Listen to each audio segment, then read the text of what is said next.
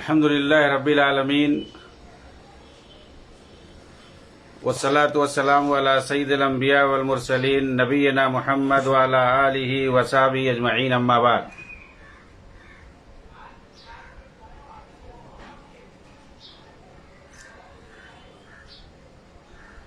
أعوذ بالله من الشيطان الرجيم. بسم الله الرحمن الرحيم. وأن هذا صراطي مستقيما فاتبعوه ولا تتبعوا السبل فتفرق بكم عن سبيله ذلكم وصاكم به لعلكم تتقون.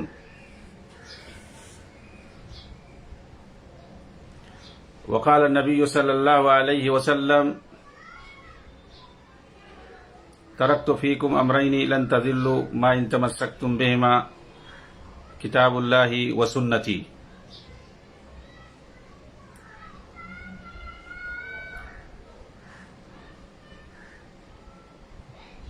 محترم ناظرین کرام اور دیگر سامعین،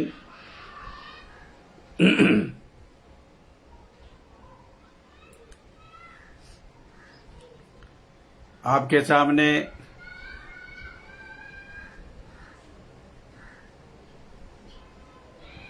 امام بربہاری رحمہ اللہ کی کتاب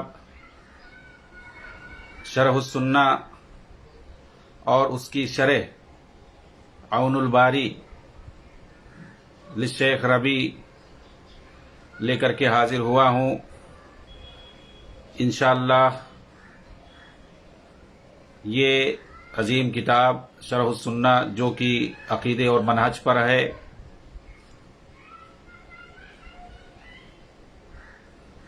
اس کی تشریح اور توضیح آپ کے سامنے کی جائے گی.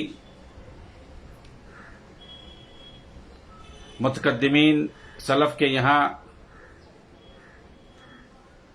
کتب السنہ کے نام سے جو بھی کتابیں آپ دیکھیں گے معروف ہیں، ان کے اندر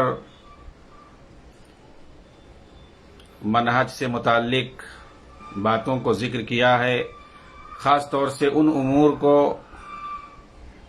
جن کے ذریعے اہل السنہ اور اہل البدع کے درمیان تفریق کی جاتی ہے. ان چیزوں کو ذکر کرنے کا التزام کیا ہے سلف نے. آپ دیکھیں گے امام احمد بن حنبل رحمہ اللہ کے یہاں، ان کے لڑکے عبداللہ بن احمد کے یہاں، امام شاطبی کے یہاں، امام ابن بطہ رحمہ اللہ، اور اس طرح سے دیگر علماء کرام جن میں امام لالکائی اور امام بربہاری رحمہ اللہ بھی آتے ہیں. یہ کتاب شرح السنہ جو کہ عقیدے منہج اور اتباع سنت میں معروف ہے، جیسا کہ بتایا گیا اس کے مصنف امام بربہاری رحمہ اللہ ہیں. یہ نام کوئی نیا نہیں ہے. اب جن کے لیے نیا ہے ان لوگوں نے ان کے خلاف پروپیگنڈا کرنے کی کوشش کی ہے. حالانکہ یہ تیسری چوتھی صدی ہجری کے ہیں، آج کے تھوڑی ہیں. یہ بہت بڑے امام گزرے ہیں. امام اہل سنہ اپنی قوم میں اہل سنہ کے اندر ان کا بہت بڑا مقام تھا. ان کے زمانے میں عراق اور جزیرہ عرب کے اندر حنابلہ کا بول بالا تھا، اور ان کے یہاں یہ بہت بڑے امام مانے جاتے تھے. اور آپ کو معلوم ہونا چاہیے کہ جو چاروں فقہ ہے اور جو چاروں مذاہب ہیں، ان میں آپ دیکھیں گے حنابلہ یہ کتاب السنت اور نصوص کے زیادہ قریب مانے جاتے ہیں. اور آج بھی ان کے یہاں جو جزیرہ عرب میں پائے جاتے ہیں معروف ہے. بہت کم اختلاف دیکھنے کو ملتا ہے ان کی کتابوں میں اور ان کے عمل میں. اور ان کی ایک بڑی خوبی ہے کہ اگر اختلاف ہوگا کتاب و سنت سے ان کے یہاں اگر کوئی اختلاف پایا جائے گا ان کے مذہب میں، امام احمد بن حنبل کی کوئی بات یا ان کے ائمہ مجتہدین میں سے کسی کا کوئی قول، تو یہ فوراً رجوع کر لیتے ہیں اور کہتے ہیں کہ مذہب میں تو یہ قول ہے، مگر دلیل کی روشنی میں یہ قول زیادہ راجح ہے۔ اس کی مثال آپ کو دیکھنی ہے تو شیخ ابن عثیمین رحمہ اللہ کی کتاب الشرح الممتع آپ دیکھ لیں، جو 22-23 جلدوں میں فقہ حنبلی پر ایک بڑی ضخیم کتاب ہے۔ اس کے اندر کیسے انہوں نے نقل کیا ہے اقوال کو، اور دلیلوں کی روشنی میں انہوں نے بات کی ہے۔ کہیں کہیں شاذ نادر اگر کہیں کتاب و سنت سے اختلاف مسلکی اور مذہبی اعتبار سے ان کے یہاں پائی بھی گئی ہے، تو وہاں انہوں نے باقاعدہ اقرار کیا ہے کہ یہ کتاب و سنت کے خلاف ہے اور دلیل یہ ہے، دلیل کی روشنی میں یہ قول زیادہ راجح ہے۔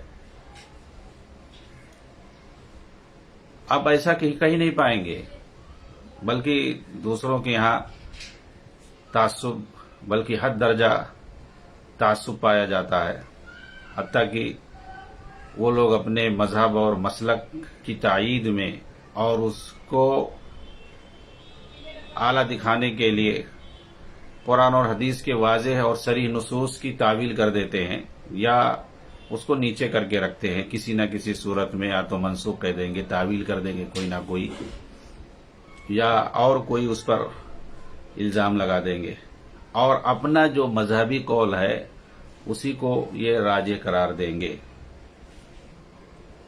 جبکہ ان کے ہاں یہ چیز نہیں پائی جاتی ہے۔ امام بربہاری رحمہ اللہ یہ بدعتیوں پر بہت زیادہ سخت تھے، اور ان کی کتاب اسی سے جانی اور پہچانی جاتی ہے۔ بدعتیوں کے تعلق سے انہوں نے اپنی اس کتاب کے اندر علماء سلف کے بہت سارے اقوال نقل کیے ہیں۔ ان کے خلاف آپ بہت سخت موقف اختیار کرتے تھے۔ آپ کہا کرتے تھے کہ بدعتیوں کی مثال سانپ اور بچھو کی طرح ہے، خاص طور سے بچھوؤں کی طرح جو اپنے سر اور بدن کو چھپا کر رکھتی ہیں اور اپنے ڈنک کو باہر نکال کے رکھتی ہیں، جیسے ہی وہ کسی پر قدرت پاتی ہیں فوراً ڈنک مار دیتی ہیں۔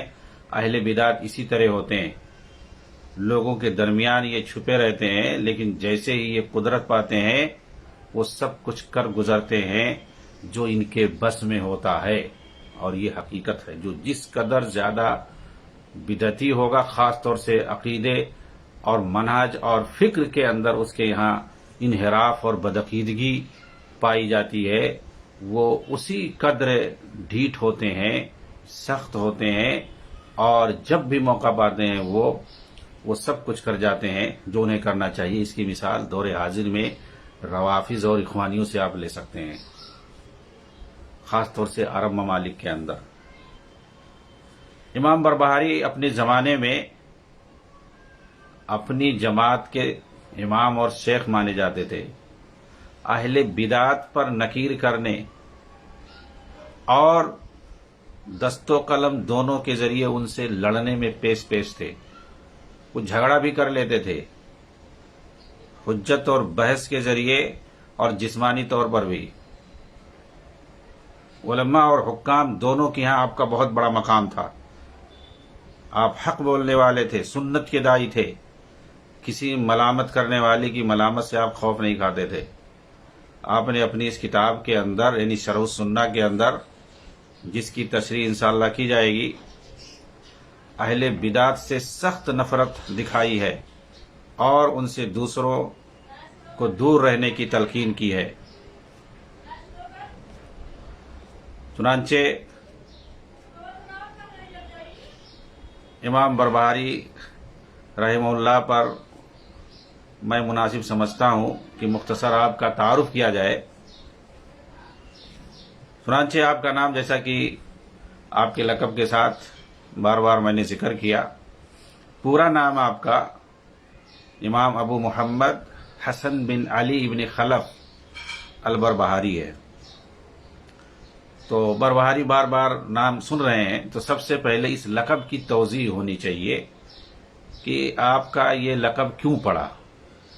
چنانچہ علامہ سمعانی رحمہ اللہ اپنی کتاب الانساب کے اندر کہتے ہیں کہ بربہاری یہ دراصل منسوب ہے بربہار کی طرف، اور بربہار سے مراد جڑی بوٹیوں کی وہ دوائیں ہیں جنہیں ہندوستان سے لایا جاتا تھا،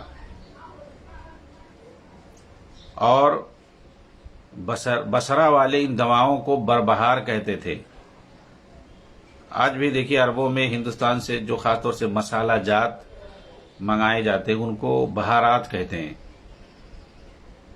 ایسے ہی جڑی بوٹیوں کو بربہار کہا جاتا ہے۔ اور جو یہ بزنس کرتا ہے، یہ تجارت جو کرتا ہے، اس کو بربہاری کہتے ہیں۔ تو آپ بغداد میں رہتے تھے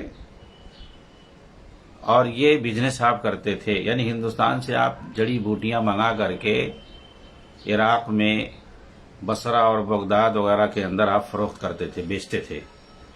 تو اس تجارت سے آپ منسلک تھے، اسی لیے آپ کو بربہاری کہا جاتا تھا۔ آپ کی پیدائش لگ بھگ 252 ہجری میں ہوئی ہے، یعنی آپ دیکھیں امام بخاری کی وفات سے 4 سال پہلے، امام بخاری کی وفات 256 ہجری میں ہوئی ہے، تو اس سے 4 سال پہلے 252 ہجری میں امام بربہاری کی ولادت ہوئی ہے، اور وفات 329 ہجری میں ہوئی ہے۔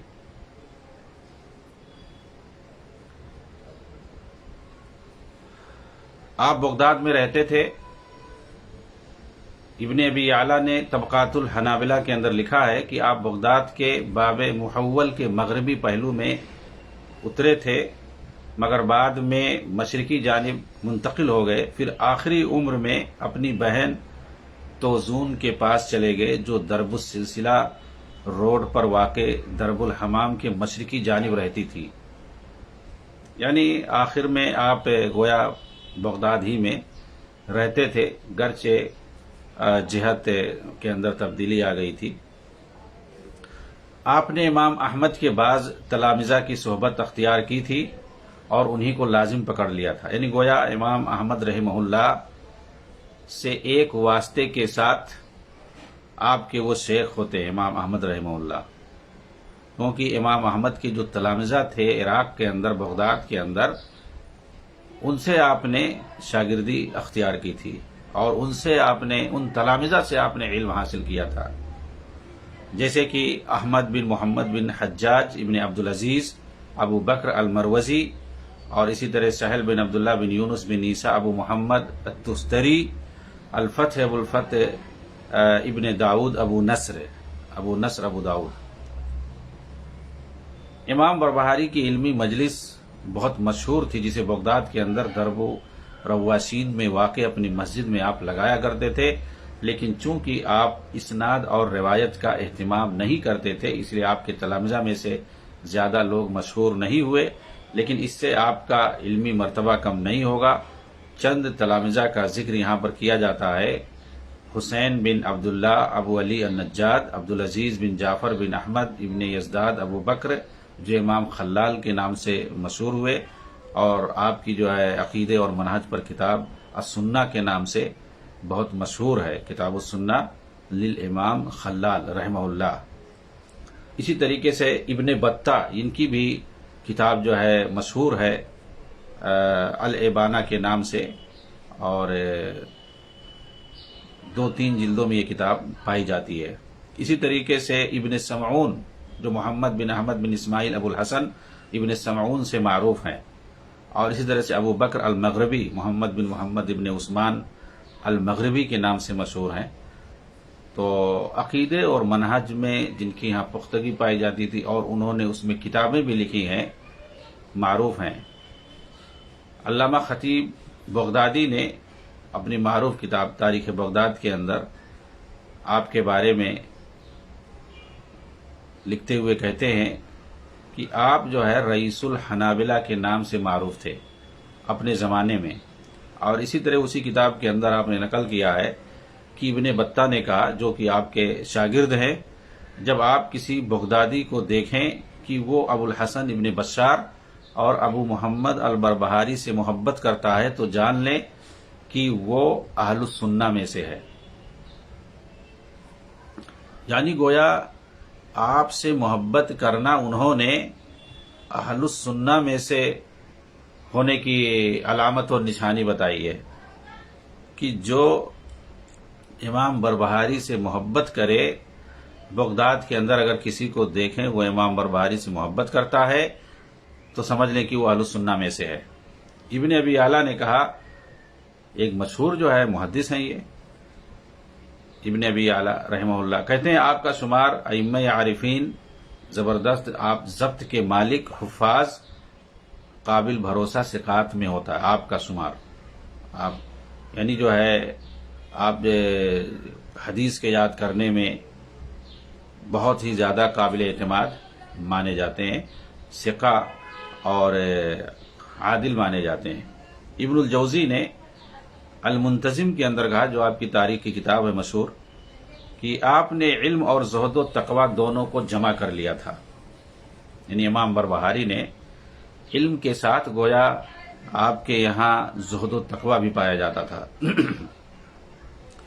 علامہ ذہبی نے سیر اعلام النبلاء کے اندر آپ کو شیخ الحنابلہ، قابل تقلید اور امام جیسے القاب سے نوازا ہے۔ اسی طرح علامہ ذہبی نے اپنی کتاب تاریخ اسلام کے اندر، جو کہ بہت بڑی کتاب ہے، آپ کو فقیہ، عابد اور عراقی حنابلہ کا شیخ کہا ہے۔ یعنی عراق کے اندر جو حنابلہ پائے جاتے تھے ان کا شیخ کہا ہے، اور فقیہ اور عابد آپ کو مانا ہے۔ مزید آپ نے کہا کہ آپ فقہ حنبلی کے اصول اور فروع سب کے ماہر تھے۔ علامہ ذہبی نے اپنی کتاب العبر کے اندر کہا کہ آپ عراق میں حنابلہ کے شیخ تھے، ہر اعتبار سے آپ کا شہرہ دور دور تک تھا، لوگ آپ کا بڑا احترام کرتے تھے۔ ابن مفلح نے المقصد الارشد میں کہا، آپ کا شمار ائمہ عارفین اور زبردست ضبط کے مالک حفاظ میں ہوتا ہے۔ سنت کی پابندی کرنے میں آپ بہت سخت تھے۔ اس کا ذکر کرتے ہوئے ابن ابی اعلیٰ رحمہ اللہ کہتے ہیں کہ آپ اپنے زمانے میں اپنی جماعت کے شیخ تھے، اہل بدعت پر نکیر کرنے اور دست و قلم دونوں کے ذریعے ان سے لڑنے میں آپ پیش رہتے تھے۔ حکام اور علماء دونوں کے یہاں آپ کا بہت بڑا مقام تھا۔ آگے کہتے ہیں کہ دین کے اندر امام بربہاری نے بڑی قابل قدر کوششیں کی ہیں۔ امام ابن الجوزی کہتے ہیں کہ اہل بدعت پر آپ بہت سخت تھے۔ امام ذہبی کہتے ہیں کہ حق بولنے میں آپ کسی سے نہیں ڈرتے تھے، سنت کے آپ داعی تھے، اور کسی ملامت کرنے والے کی ملامت سے آپ خوف نہیں کھاتے تھے۔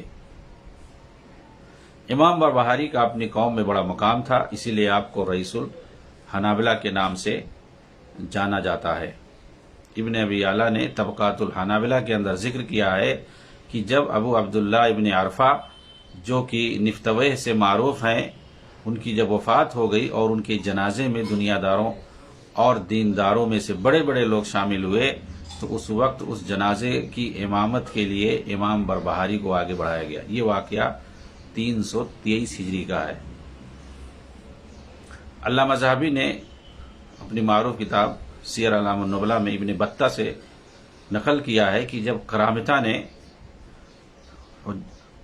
حجاج کرام کو گرفتار کر لیا، کرامتہ جو کہ رافضی شیعوں میں سے ایک باطنی فرقہ ہے، اور غالباً 317 ہجری کے اندر مکہ پر قبضہ کر لیا اس گروہ نے، اس قاتل گروہ نے، اور وہاں پر بہت زیادہ افراتفری مچائی، قتل و غارت گری مچائی۔ اس وقت عباسی سلطنت بہت زیادہ کمزور ہو گئی تھی، رافضیوں کا باقاعدہ غلبہ تھا عراق پر، بغداد پر۔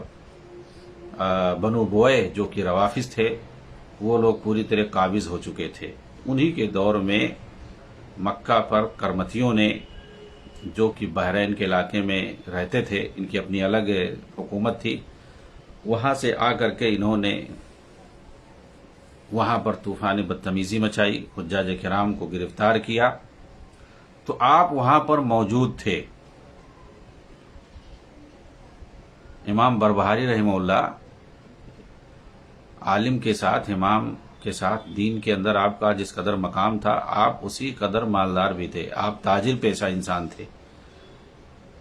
آپ نے لوگوں سے کہا کہ لوگوں، اگر تمہارے سردار کو 5 لاکھ دینار کی ضرورت ہے تو میں اس کی مدد کر دیتا ہوں۔ یعنی جن لوگوں کو گرفتار کیا گیا ان کو چھڑانے کے لیے 5 لاکھ دینار، دینار جو کہ اشرفی ہوتی ہے، معمولی نہیں ہے، 5 لاکھ دینار دے کر کے آپ نے حجاج کرام کو چھڑایا تھا۔ ابن بطہ رحمہ اللہ کہتے ہیں اگر وہ کہتا تو آپ لوگوں سے یہ پیسہ اکٹھا کر سکتے تھے۔ ابن ابی یعلا نے ابو الحسن ابن بشار سے نقل کیا ہے کہ امام بربہاری نے اپنے والد کی میراث کو چھوڑ دیا جس کی قیمت 70,000 درہم تھی۔ اور ابن جوزی نے نقل کیا ہے کہ اس کو آپ نے کیوں چھوڑ دیا، نہیں لیا، اس کے اندر کسی ناپسندیدہ چیز کو دیکھ کر، یعنی ان کے حساب سے وہ صحیح نہیں تھا، اس لیے انہوں نے چھوڑ دیا، اپنے والد کا میراث آپ نے نہیں لیا۔ ابن ابی یعلا مزید کہتے ہیں چونکہ آپ اہل بدعت پر بڑے سخت تھے اور یہ عادت رہی ہے یا یہ سنت رہی ہے، آپ کہہ سکتے ہیں، جو بھی سنت پر ڈٹ کر قائم رہا ہے اس کے خلاف اہل بدعت نے ہمیشہ سازش کی ہے۔ آپ سے پہلے امام احمد بن حنبل کا دور معروف ہے، آپ کے ساتھ کیسے بدعتیوں نے، معتزلہ نے، جہمیہ نے سازش کی حکام کے ساتھ مل کر کے، اور آپ کو اور آپ کے ساتھیوں کو کس طرح تکلیفوں سے دوچار ہونا پڑا۔ ایسے ہی ہر زمانے میں رہا ہے۔ تو آپ کے مخالفین نے بھی آپ کے خلاف حاکم کو اکسایا۔ چنانچہ کہتے ہیں کہ 321 ہجری میں خلیفہ قاہر باللہ اور اس کے وزیر ابن مخلا کے دور میں امام بربہاری کی گرفتاری کا وارنٹ آیا تو آپ چھپ گئے۔ آپ کے کئی ساتھیوں کو گرفتار کر کے انہیں بصرہ لایا گیا۔ اللہ تعالیٰ نے ابن مخلا کو اس کی سزا دی کہ قاہر باللہ اس کے خلاف ہو گیا اور سخت ناراض ہوا، جس کی وجہ سے ابن مخلا بھی چھپ گیا۔ خلیفہ نے اسے وزارت سے نکال دیا، اس کے گھر میں آگ لگا دی گئی۔ اس کے بعد بروز بدھوار 6 جمادی الاخری 323 ہجری میں قاہر باللہ کو بھی گرفتار کیا گیا، پھر قید میں ڈالا گیا، پھر اسے معزول کر کے اس کی آنکھوں میں سلائی دے دی گئی، یہاں تک کہ وہ اندھا ہو گیا۔ یعنی یہ خلیفہ بھی گرفتار کیا گیا، یعنی دوسرا، کیونکہ اس وقت اس زمانے میں عباسی سلطنت پر بنو بوئے خاندان کا قبضہ تھا۔ یہ لوگ پورے عراق پر مسلط تھے، ہر طرف انہی کا زور تھا، یہ جس کو چاہتے وزیر بناتے اور خلیفہ ان کے ہاتھ میں ہوتا تھا۔ اگر ان کی بات خلیفہ نہیں مانتا تو اسی کو ہٹا دیتے تھے، اس کو سزا دے دیتے، جیسا کہ خلیفہ قاہر باللہ کے ساتھ ہوا اور بھی دوسرے کئی خلفاء کے ساتھ انہوں نے یہی حرکتیں کی۔ کہتے ہیں کہ بطور سزا کے امام بربہاری چونکہ بے گناہ تھے، ان کا کوئی گناہ نہیں تھا، تو انہوں نے بددعا کی، تو قاہر باللہ کے ساتھ بھی برا ہوا اور اس کے وزیر ابن مخلا کے ساتھ بھی وہی سلوک ہوا۔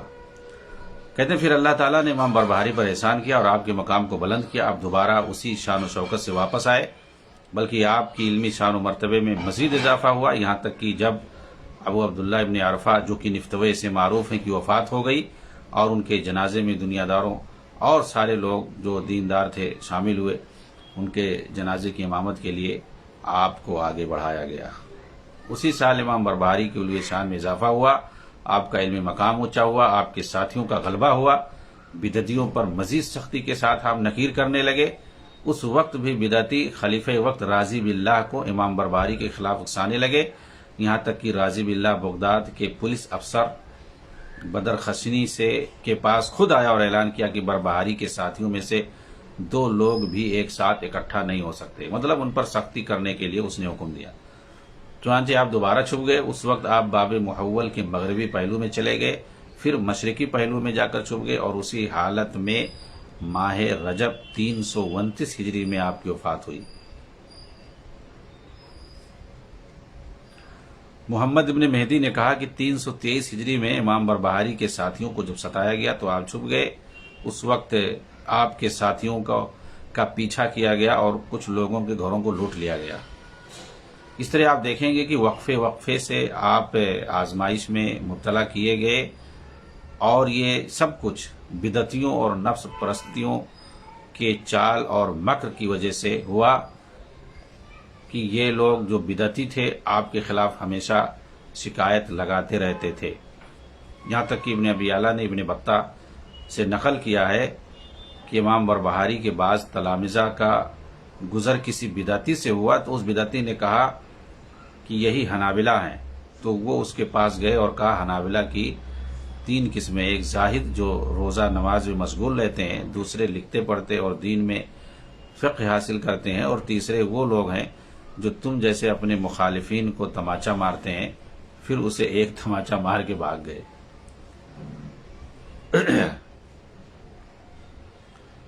ابن ابی اعلیٰ رحمہ اللہ کہتے ہیں کہ ابو الحسن اشعری جب بغداد میں آئے، ابو الحسن اشعری جن کی طرف جو مذہب ہے اشعری مذہب منسوب ہے عقیدے کے اندر، اور امام ابو حسن اشعری رحمہ اللہ جو ابن کلاب سے مل کر کے جہمیت وغیرہ سیکھا تھا اور ان کے اندر انحراف آ گیا تھا، بدعقیدگی آ گئی تھی، اور وہی ساری چیزیں اسی پر کافی دنوں تک وہ باقی تھے اور اس پر انہوں نے اجتہاد بھی کیا۔ وہی ساری یعنی جو ابن کلاب سے آپ نے سیکھا تھا اور اس کو پھیلایا تھا وہی سب اشعریت ہے، لیکن بعد میں آپ نے اس سے توبہ کر لیا تھا۔ توبہ کر کے امام احمد بن حنبل کا جو مذہب تھا اسے اختیار کر لیا، اور آپ نے مقالات الاسلامیین نامی کتاب لکھی، اس کے اندر باقاعدہ آپ نے ثابت کیا کہ ہمارا مذہب کیا ہے، اور آپ نے توبہ اور رجوع کیا جہمیت سے اور انکار صفات سے اور تعویل وغیرہ سے جو کچھ ان کے ہاں پایا جاتا تھا۔ لیکن آپ دیکھیں گے عجیب سسٹم ہے کہ جو لوگ اشعری مذہب کو مانتے ہیں، اشعری اور ماتریدی، جیسے آج کل شوافع میں مالکیہ اور خاص طور سے احناف کے یہاں یہ مذہب پایا جاتا ہے، عقیدے میں اشعری اور ماتریدی ہوتے ہیں۔ بعد میں لوگوں نے اسے مشہور کیا، امام جبائی وغیرہ نے، امام الحرمین امام جوینی وغیرہ نے۔ تو یہاں پر چونکہ میں نے ذکر کر دیا کہ امام ابو الحسن اشعری رحمہ اللہ یہ پہلے اس مذہب پہ تھے اور وہی سب بعد میں مشہور ہو گیا، لیکن آپ نے جو توبہ کیا، رجوع کیا، اور پھر اس کے بعد آپ نے اس غلط مذہب سے برات کا اظہار بھی کر دیا، اس پر کتابیں بھی آپ نے 2 کتابیں لکھ دیں، لیکن پھر بھی جو ہے لوگ آپ کی بات کو نہیں مانتے ہیں، بلکہ جو پرانا آپ کا مذہب تھا، غلط مذہب تھا، باطل مذہب تھا، باطل عقیدہ تھا، اسی کو لے کے پڑے ہوئے، اسی میں آپ کی تقلید کرتے ہوئے آپ لوگ اشعری کہتے ہیں، جبکہ یہ غلط ہے۔ تو یہ بھی اسی دور کے تھے۔ کہتے ہیں کہ جب امام ابو الحسن اشعری رحمہ اللہ بغداد آئے تو امام بربہاری کے پاس تشریف لے گئے،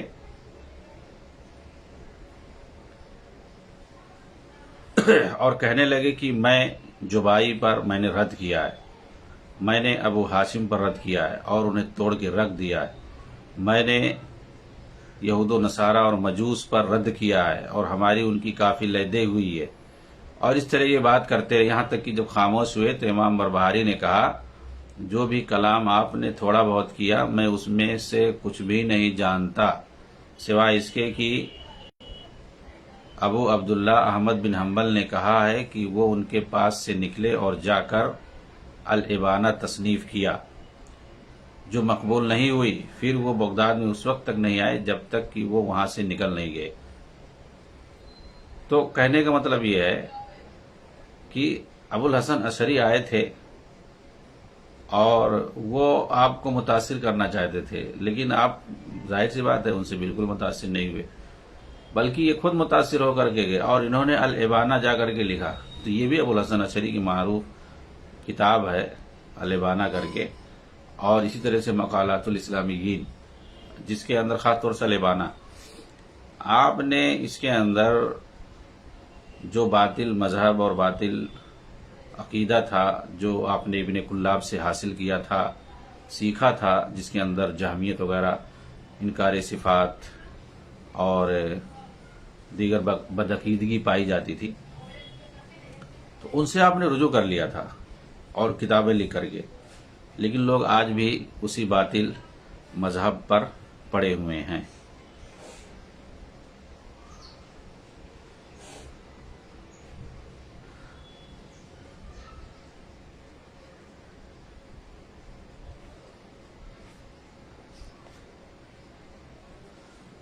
میں اسی پر آج اپنی بات کو روکتا ہوں، اکتفا کرتا ہوں.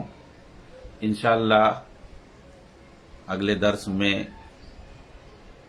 یہ کتاب شرح السنہ، اس کی مزید تفصیل تمہید کے طور پر، اور اس کتاب کی جنہوں نے شرح کی ہے شیخ ربیع ابن ہادی المدخلی حفظہ اللہ، ان کے بارے میں بھی، ان کی بھی سوانح جو کہ ابھی باحیات ہیں، اور دعا ہے کہ اللہ رب العالمین آپ کو صحت عافیت سے رکھے اور آپ سے دین کا مزید کام لے. تو اس پر انشاءاللہ مزید گفتگو جاری رہے گی ہماری، اور پھر کتاب کی جو آپ نے تشریح کی ہے، شرح کی ہے، اسی روشنی میں شرح سنہ کی شرح کی جائے گی. تب تک کے لیے آپ انتظار کریں. وآخر دعوانا الحمدللہ رب العالمین، والسلام علیکم ورحمۃ اللہ وبرکاتہ.